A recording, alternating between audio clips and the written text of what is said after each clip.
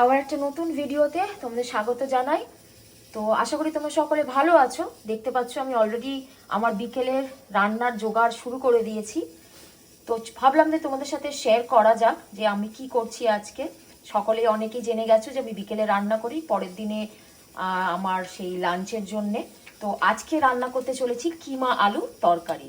তো এখানে আমি পেঁয়াজ কুচি কুচি করে কেটে রেখেছি, টমেটো কাটছি, আর এই হচ্ছে আমার কিমা। এটা যে কোনো কিমা দিয়ে, মাংস দিয়ে করতে পারো, চিকেন, মাটন। তো আমি সেটাই তো আজকে করব আর কি। তো এখানে সব রেডি করছি, এবারে কুকারে দেব কিমা। অনেকে চাইলে তোমরা মানে কড়াই আস্তে আস্তে ধীমে ধীমে করতে পারো, কিন্তু আমার অত সময় নেই। তো আমি এই জন্য এটাকে কুকারে করব। এবার কিভাবে কি করছি তোমাদের সাথে অল্প অল্প করে শেয়ার করছি।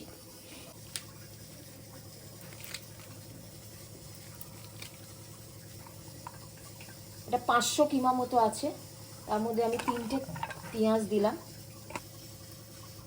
এর মধ্যে এবার একে একে সব মশলা আমি দেব একটু হলুদ গুঁড়ো, হলুদ বেশি দেব না আমি কিমায়। একটু দেব ধনে গুঁড়ো,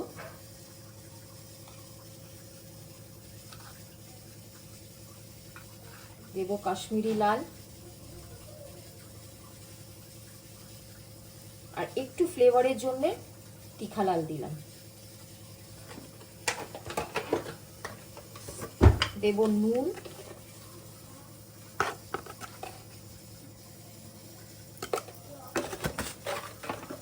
আর দেব একটু, আমি ফ্লেভারের জন্য দিই, এটা তোমরা স্কিপও করতে পারো, দিতেও পারো, না দিতেও পারো। সেটা হচ্ছে আমি একটু মিট মশলা দিলাম, যে কোনো কোম্পানির মিট মশলা তোমরা ইউজ করতে পারো। আর দিব টমেটো। এই টমেটোটা তোমরা কুকারেও দিতে পারো, কিংবা যখন কিমা গলে আসবে, যখন কষবে কিমাটা, তখনও টমেটো দিয়ে কিমাটা কষতে পারো। দিয়ে এর মধ্যে দেবো এবারে সর্ষের তেল। খেতেও সুস্বাদু হয়, আর রুটি, পরোটা, ভাত সবের সাথে কিমা খেতে কিন্তু দারুণ লাগে। এর মধ্যে মটরশুঁটি চাইলে তোমরা দিতে পারো, আমি দিচ্ছি না, কারণ আমার ছেলে মেয়ে দুজনেই মটরশুঁটি খেতে ভালোবাসে না। আদা রসুন বাটা, আদা রসুন বাটাটা দিয়ে দিলাম, ভালো করে মিশিয়ে নেব।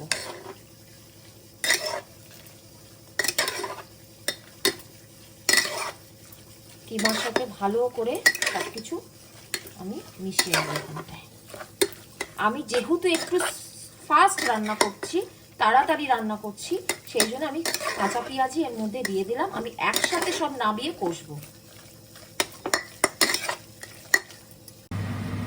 ভালো করে মাখিয়ে নিয়েছি, এবার পরিমাণ মতো সেদ্ধ হবার মতো জল দিয়ে দেবো।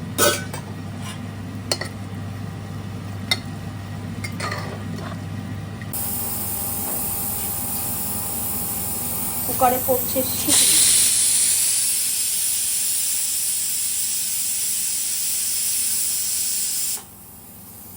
চিকেন কিমা হলে সিটি দেওয়ার কোনো প্রয়োজন নেই। চিকেন কিমা তো কড়াতেই কষতে কষতে ঢেকে ঢেকে গলে যাবে। যেহেতু এটা মাটন কিমা কিংবা বিফ কিমা যেটাই হোক না কেন, সেটা কিন্তু প্রেশার কুক একটু করলে বেটার, তাহলে টাইম কনজিউমিং, মানে টাইমটা কম লাগবে আর কি। আলু কেটে নিয়েছি, এবারে এর মধ্যে একটুখানি নুন,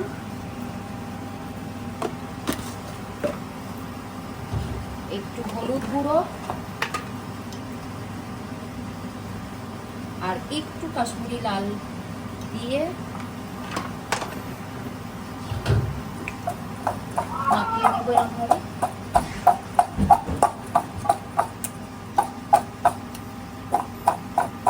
এই যে এখানে তেল গরম হচ্ছে আমার, দিয়ে দেবো আলুগুলো ভাজতে।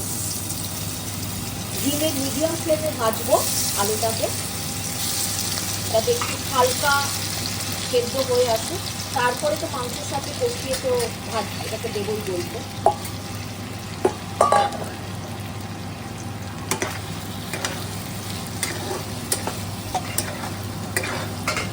ভাজা আলুগুলোকে আমি তুলে নেবো।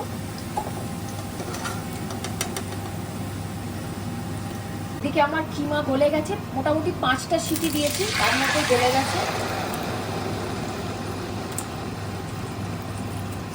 তোমরা যদি আর একটুখানি শক্ত শক্ত একটু রাখতে চাও তাহলে কিমা অত সিটি দেবে না, কিন্তু আমার বাচ্চারা যেহেতু একটু নরম মাংস খায় সেই জন্য আমি একটু গলিয়েছি। জলটা আমি একটু বেশি দিয়েছিলাম, তো এটাকে জলটাকে একটুখানি টানিয়ে নেব।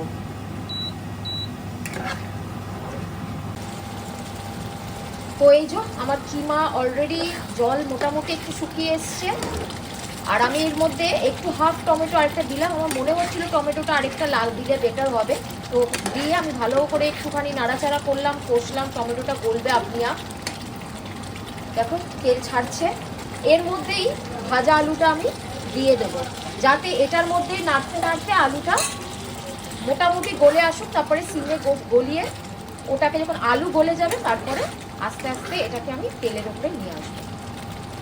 আলুটাকে একটু এরমভাবে সিমে রেখে গলতে দেবো। এই যে এখানে আলু আমি গলতে দিয়েছিলাম, মোটামুটি আলু গলে এসছে, আর হয়তো 20% মতো গললে হয়ে যাবে। তো আমি আরেকটু ঢেকে রাখবো। দেখো কালারটাও চলে এসছে একদম তেলের ওপরে সুন্দর কিমা। এবার তেলটা নিজের উপরে ডিপেন্ড করছে, তোমরা যদি একটু তেল কম খেতে চাও একটু কম তেল দিয়ে কিমাটা তোমরা রান্না করো, কিন্তু আমি একটু তেল দিয়েছি যাতে শুধু ভাত দিয়ে এটা সুন্দর লাগবে খেতে। আর এর মধ্যে অ্যাকচুয়ালি জলটা শুকিয়ে গেছে বলে আরও তেলটা ভেসে উঠেছে, তো একটু জল জলও তোমরা কিমাটাকে রাখতে পারো।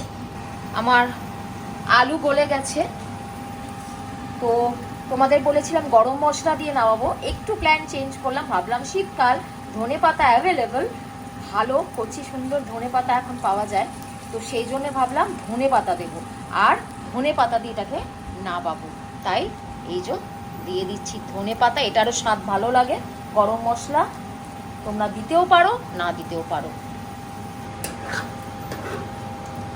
ধনে পাতার স্বাদ স্মেল কিমাতে দারুণ বেরিয়েছে।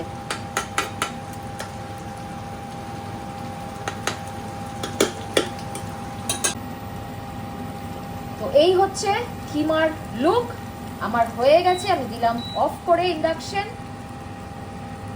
তো এই কিমাটা তোমরা অবশ্যই ট্রাই করতে পারো, রুটি পরোটা ভাত, গরম গরম ভাত দিয়ে দারুণ লাগে খেতে। তো এই রেসিপিটা যদি ভালো লেগে থাকে আমার এই প্রোফাইলটাকে একটু লাইক করো, শেয়ার করো, আর অবশ্যই পৌঁছে দিও আমাদেরকে আরও অনেক দূরে।